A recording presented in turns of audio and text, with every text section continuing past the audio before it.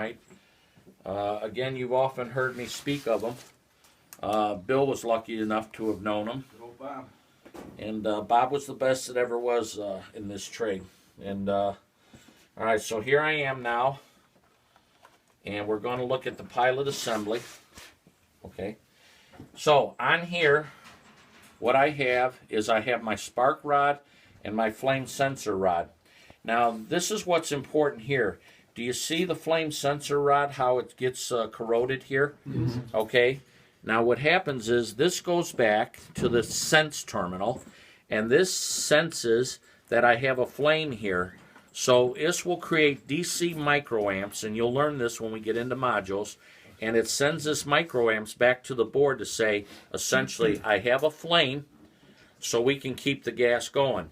Well, what will happen over time when these aren't cleaned, these get corroded, and it likens it to a casserole that gets all corroded on top. All right, but yet underneath it's nice and moist and stuff, right? So it's important that we keep that clean, okay? So the first thing I might do is I want to stabilize this while I'm working on it. So I take a pair of channel locks, all right, and then you take a pair of sand cloth.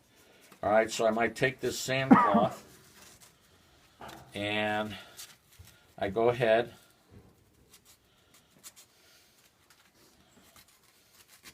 and there again, the secret is that whatever it is you create to clean this. So now I'm coming down here, and I'm using my sandpaper, sand cloth, whatever you want to call it.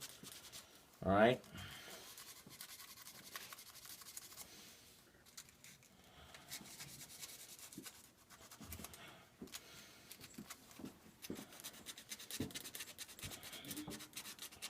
And that's why I like this extra light on it. Definitely see what you're doing. That's right, and plus I can see how it's cleaning. All right. Okay, now I could even take my wire brush if I want. See that? Now you saw a minute ago, guys, how dirty that was, so let's take a look here.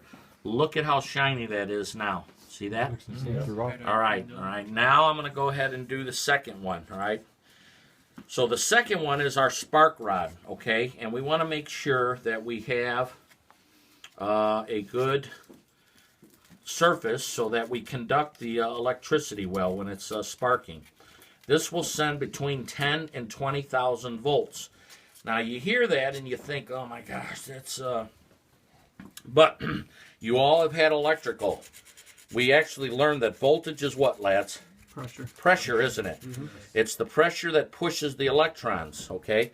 It's the amperage that we worry about, right, guys? Yes. Yep. It's the electrons, the amperage. That's what does the work, and that's what will injure us. Now, let me assure you that you will know that you're alive if you come in contact with 20,000 volts. In fact, most TVs operate off of 20,000 volts, or 25,000, okay? But then again, that's pressure. So again, I'm getting in there. Now look at how I'm cleaning that. See how it's getting all shiny? Okay, and that's what you do. And there again, you want the homeowner to see this. And this is where, if you do not do this every single time, the one time that you take the homeowner for granted, or you just decided, I'm too tired, you will inadvertently do something like take a vacation. The homeowner will call somebody else out and see him doing, a bang-up job, and then he will ask the question, how come the other guys from your company don't do it this way? And by gosh, how do you do that? How do you do that now? You have to tap dance your way out of that. My thing is like, I don't know, sir. I just this is the way I learned to do it, and I feel good doing it this way. And there again, I would be explaining. Now, I don't have to, after 16 times, I don't have to explain to Bill what I'm doing, okay, because, he knows it. But if the customer was here, I would have explained it that this is the burner hood that I'm cleaning now. And I want it nice, smooth surface so that I can get a nice spark going across that. Also, it does create a spark between the two. Yes. Right? So does there have to be a specific distance between them? It's like a spark plug type thing, so you want it like, where it is now, like between 1/8 of an inch. Now, I have to take this pilot assembly apart. So, again, here's what we do. See, you have some marks on it. I was gonna That's say, right. It's already imprinted That's on it, there, see? wouldn't it? But I still do it. Okay.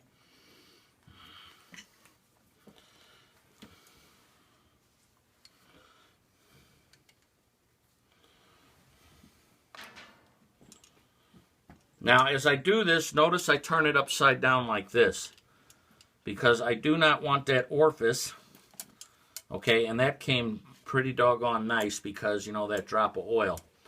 All right, so now I go ahead and I'm turning it while it's upside down here, because that orifice comes out and rolls underneath something and you can't get it. Forget it. Forget about it, right? But you got more in your box somewhere, right? Actually, believe it or not, I do. I save the orifices from I take out. All right, so now I take this, I lay it here. All right, and now my orifice comes out. All right, now this is where we come, and I will take my needle nose. Right here. Thank you. All right, so I take my needle nose, and I'm going to pull out one strand, because that orifice hole is an engineered size hole, isn't it, guys? Yes. That's designed, okay? So I go ahead and I straighten it out. I've got my light there, and then I take it, I line it up with the hole, and see how it goes in? Yes. All right, and I'm going up and down with it, see? Back and forth, I'm swishing it around. And then I take it out, blow it, take my air. All right, and then when I hold this up to the light, all right, I should see nothing but a clear hole through it. Okay, so you see, you want to hold that up. You do not want to drop that, lads. You do not want to drop that. Right by the drain. I'm standing over the drain. Yeah. Okay, so you see how that is? Okay. Now what can happen there is anything, okay, because look, his furnace is close to his dryer, isn't it? Yep. Okay, and before the lint catches it, the lint catch and makes it lint, what is that in the air? It's Dust. dust. It's airborne dust, isn't it? So if the furnace is going at the same time as the dryer, is it conceivable that some dust could work its way over? Yes. Or something of that nature, all right? This is the proper way that we do that, okay? Now, you get, and as I said, your customers over the years, guys, when you do it like this, they'll become friends, okay? So you get to talking with your friend, and then, you know, you get to doing something here, so you set this off to the side, and then you go ahead and you put your drop of oil on here. Okay, there's my Zoom spout oiler. I put my drop on here. You're going to learn about this in gas valves, guys. You're going to learn how to actually bend aluminum tubing, and you're going to learn about this device called a breakaway ferrule. All right, the reason I put a drop of oil on this stuff is because aluminum, copper are soft tubing, so by putting a lot of torque on it, it's easily bending, okay? So I don't want that. I want it snug and tight, but I don't want to warp it or bend it. So then you can go ahead and do something dumb like this. Again, I got, see I have in there? Okay, so then what I do is I come over. And you forget to put that. And you forget to put the orifice back in, okay? But you see, I'm over here, and I'm taking my brushes, and I'm cleaning it.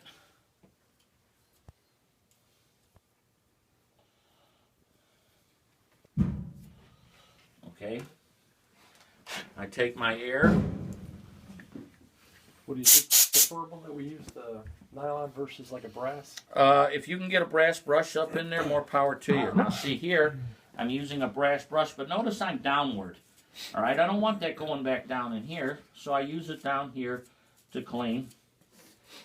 And then I have threads on the inside of that, don't I, guys? Yes. So again, just one little tiny drop of oil.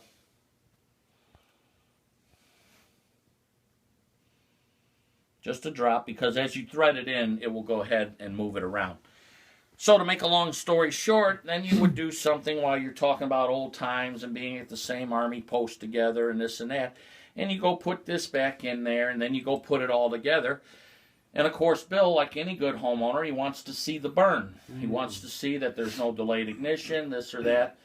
And then what does he do? He sees a flame about a mile long coming out of the... We did. And I'm like, yeah, my exact words were, you want me working for you, because I know what the hell I'm doing, not what I had forgot to do in my relaxation of BSing.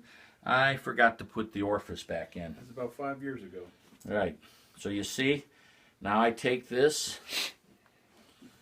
Now, some guy might have said, you know what, that's all right. You just have a stronger flame. We'll get it next year. Oh, yeah. Now, fellas, I'm telling you, this is what people do. Okay? And some people might be, oh, okay, you're the expert. I believe you. It's sad, okay, but I'm telling you, this is what happens, guys. This is why I take you guys and other students out on jobs. I want you to see the absolute, just as my mentor took me out and showed me the exact way that it was supposed to be done. All right? And I told him on his deathbed, I told him he would always be remembered because the exact way that I'm teaching Hugh is the exact way that he taught me. All right, so now I go ahead and I'm going to take my 7/16 and I make sure that I'm lined up.